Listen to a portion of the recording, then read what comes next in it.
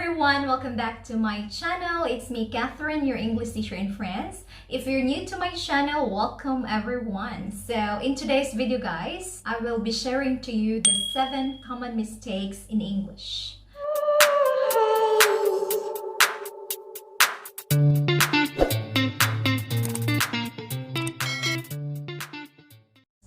I know many people, even native speakers, make these mistakes. Everyone is either in speaking or in writing.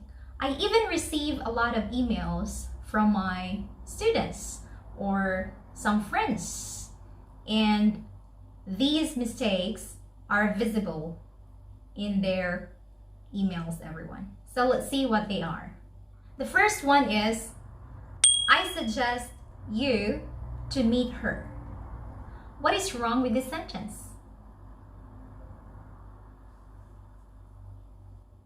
Next, I would like to get some advices from you. Can you find any mistake in that sentence? I'm really looking forward to visit France. Find the mistake, everyone. In Philippines, I am used to eat rice for breakfast. Can you find a mistake? Next, if you will give me, I will be happy. I will tell you when we will meet. I have a 2-year-old daughter. What's wrong with this sentence, everyone? Can you guys find the problem?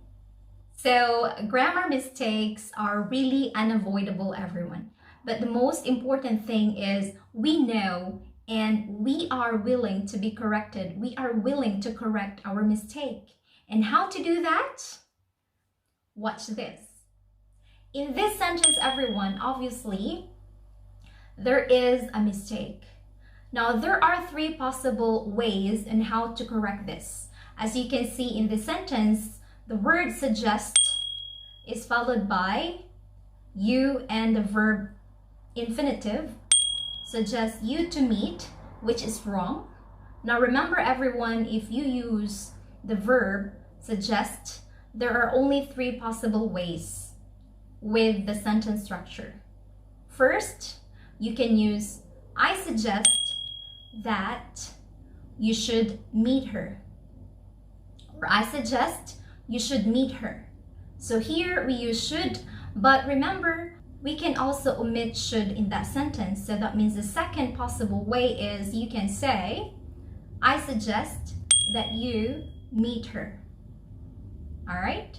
And the third one, it is okay to remove the object, which is you. We don't say, I suggest that you. You don't say who you suggest. You can just use the gerund form of the verb. You can say, I suggest meeting her. So again, we do not use infinitive after suggest. You cannot say, I suggest you to meet her. Instead, you can say, I suggest that you should meet her, or I suggest that you meet her, or I suggest meeting her.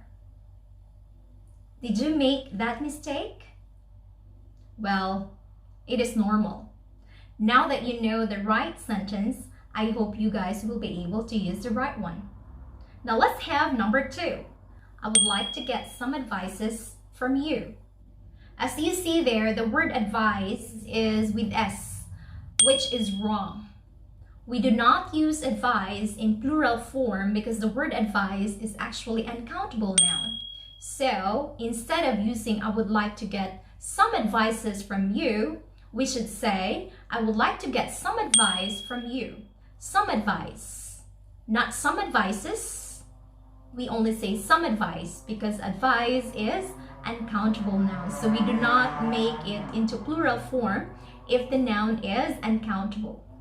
So I would like to get some advice from you is the right one. All right, next one. I'm really looking forward to visit France.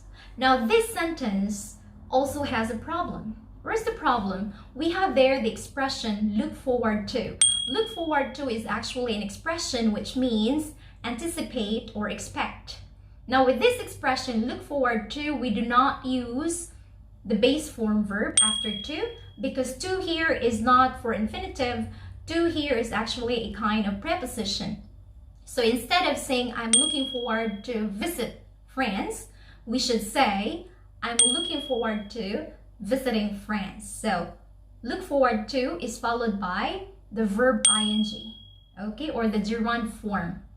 So you say I'm looking forward to visiting France. All right? I have heard a lot of people always say I'm looking forward to meet you, I'm looking forward to see you, I'm looking forward to see that place, I'm looking forward to go to that place, which are actually wrong. We have to say I'm looking forward to going to that place, I'm looking forward to meeting him, I'm looking forward to eating that food, I'm looking forward to ing all the time. All right? When you have the expression look forward to, it's followed by the gerund.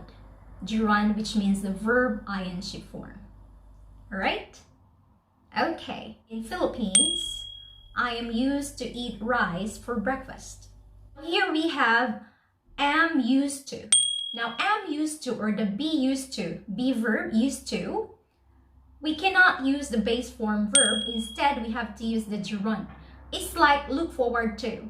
To there is a preposition, okay? It's not infinitive, but a preposition. So we have to use I'm used to eating rice for breakfast.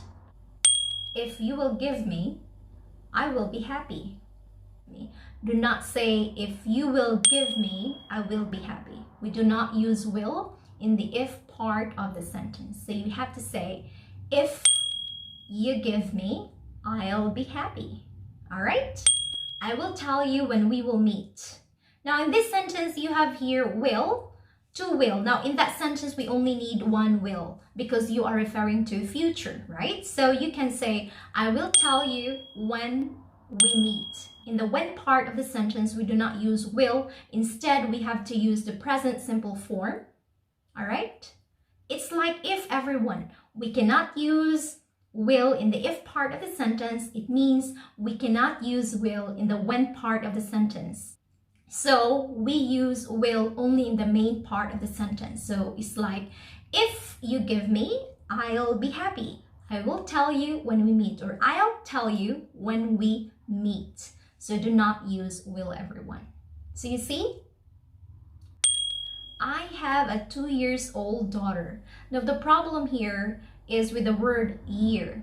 Of course, 2 is plural, so generally we say years, 2 years like that. But in this sentence, the word 2 years is followed by a noun. So that means to say 2 years here should function like an adjective. So we do not put s after the word year. Even if it's plural, you don't put s. You just have to say, I have a 2-year-old daughter.